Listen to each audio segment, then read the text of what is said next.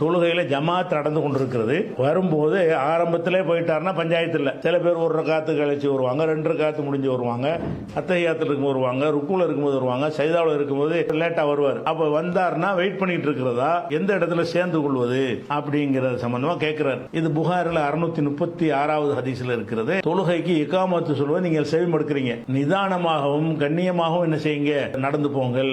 படபடன்னு ஓடாதீங்க, அவசரப்படாதீங்க. எது கிடைக்கிறதோ அதை தொழுவுங்கள், எது தவறி விட்டதோ அதை பூர்த்தி செய்யுங்கள். அப்ப என்ன அர்த்தம்? பாங்க சத்தம் காம சத்தம் கேட்குது, நடந்து வரணும், நிதானமா வரணும். போயிட்டு போறாரு, ஒரு ரக்காத்து முடிஞ்சா முடிஞ்சு, என்ன அவசரம்? அதுக்கான படப்பட்டு அவசரப்பட்டு ஓடக்கூடாது, நிதானமா வாங்கன்னு இருக்குது. அப்ப என்னன்னு கேட்டா, எந்த இடத்தில் நீங்கள் சேர்றீங்களோ அடையிறீங்களோ அந்த இடத்துல சேர்ந்து கொள்ளலாம். இதுலதான் சேரணும் அப்படின்னு கிடையாது. ருக்குல சேரலாம், சஜிதாவுல சேரலாம், அத்தஹியாத்து இருப்புல உட்கார்ந்து இருக்கும்போது நீங்க சேரலாம். அப்புறம் எந்த இடத்தில் இமாம் இருக்கிறாரோ அதுல போய் என்ன செய்யுங்க, சேர்ந்து கொள்ளுங்கள் என்று ஒரு இந்த ஹதீஸ்ல விளங்குறது. அதே மாதிரி தக்பீர் கட்டிட்டு தான் சேரணுமா அப்படிங்கிறாங்க. எந்த ஒரு தொழுகையா இருந்தாலும் சரி, ரசூல் ஸல்லல்லாஹு அலைஹி வஸல்லம் அபூதாவுல வரக்கூடிய ஹதீஸ், தொழுகையுடைய திறவுகோல் உலு செய்யறது, தூய்மை. தொழுகையை ஆரம்பித்தல் என்பது தக்பீர் தான், தொழுகையை முடித்தல் என்பது அஸ்ஸலாமு அலைக்கும் சலாம் கொடுக்கிறது. இப்படின்னு ரசூலுல்லாஹ் சொல்லிட்டாங்க. அப்ப நீங்க எந்த இடத்துல இமாம்கிட்ட இருந்தாலும் சரி, அல்லாஹ் அக்பர்னு சொல்லி தான் சேரணும். அவர் ருக்குல இருந்தாலும் சரி அல்லாஹ் அக்பர்னு சேரணும். அவர் அத்தஹியாத் இருப்புல இருக்கிறாரு, போறீங்க, அல்லாஹ் அக்பர் என்ன செய்யணும், தக்பீர் கட்டுறதுல தக்பீர் சொல்வது, அல்லாஹ் அக்பர் என்று சொல்றது என்ன செய்யணும், தக்பீரை சொல்லணும். அப்ப அல்லாஹ் அக்பர் என்று சொல்லாம தொழுகையில் நுழைய முடியாது. எந்த இடத்துல நீ சேர்ந்தாலும் சரி அல்லாஹ் அக்பர் என்று சொல்லி என்ன செய்யணும், சேர்ந்து கொள்ள வேண்டும். அவர் ருக்குல இருக்கிறார், அல்லாஹ் அக்பர் சொல்லி ருக்குக்கு போயிருங்க.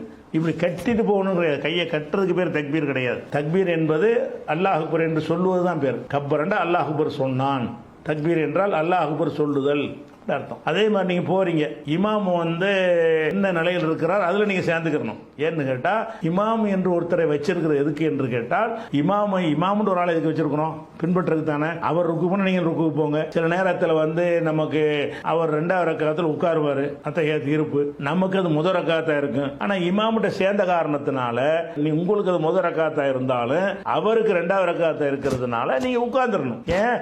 இமாம் ஒருத்தர் வச்சது எதுக்கு, அவரை ஃபாலோ பண்ணுவதற்கு தான். அதனால இமாமை எப்படி பண்றீங்களோ அதே மாதிரி என்ன செய்யுங்க, நடந்து கொள்ளுங்கள் என்று ரசூல் ஸல்லல்லாஹு அலைஹி வஸல்லம் சொல்லி இருக்கிறாங்க. அதனால நீங்க எந்த தொழுகையில வேண்டாலும் எப்போ வேண்டாலும் சேர்ந்து கொள்ளலாம். அதுல சேரும்போது என்ன செய்யணும், அல்லாஹ் அக்பர்னு சொல்லி சேர வேண்டும். அவர் செய்யற மாதிரி தான் செய்யணும். உங்களை பொறுத்தவரை உட்கார வேண்டிய ரக்காத்தா இல்லாம இருக்கும், நீ உட்காரணும். இமாம் உட்கார்ந்தாருன்னா உங்களை பொறுத்தவரை நிக்க வேண்டிய ரக்காத்தா இருக்கும், அவர் இமாம் உட்கார்ந்துருப்பாரு, நீங்க உட்கார்ந்துடணும். அப்படிங்கிற அடிப்படையில் என்ன செய்யணும், ஃபாலோ பண்ணிக்கொள்ளணும்னு இந்த ஹதீஸ்ல விளங்கிக்கலாம்.